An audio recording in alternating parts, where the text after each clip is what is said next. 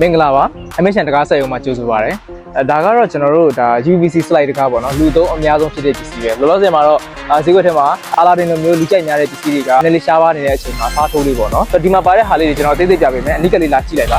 earlobe ဘလောက်ကောင်းလဲ earlobe quality ကအတန်နားထောင်ကြည့်ရတယ်သိတယ်မှာဆက်နားထောင်ကြည့်လိုက်မတွေ့လားသိလားထောက်ကနေလေးကိုသွားစတိကွင်းနဲ့ဆိုတော့ဆေးပွန်းနိုင်ပါလေနောက်ပိုင်းမဖြစ်တော့ရေရှည်ဟိုအကြာကြီးသုံးလို့လဲဒီအရောင်ဒီစေးသားပဲအမြဲတမ်းလှနေမဲ့အမျိုးအစားပေါ့လိုက်တကားဆွဲရလေးဖြစ်ဆိုမကြည့်ရှက်ပဲနော်ဟုတ်တယ်မှာဒီလားတကားဆွဲလိုက်လို့ရှိရင်ဒီကောင်ကချစ်ရွက်နဲ့နောက်ရွက်နဲ့မတိုက်ဘူးဘာလို့မတိုက်လဲဆိုတော့ကျွန်တော်ကဒီမှာလေရှမ်ဝိုင်းလေးထည့်ထားတာပါမှာကျွန်တော်ရှမ်ဝိုင်းထည့်ပြီးထားရှမ်ဝိုင်းထည့်ပြီးတော့ရှမ်ဝိုင်းနဲ့ခံတဲ့အခါကျတော့ဒီနှစ်ခုပုတ်ဖို့အတွက်ကိုရှမ်ဝိုင်းကကူရှင်လိုသဘောမျိုးပေါ့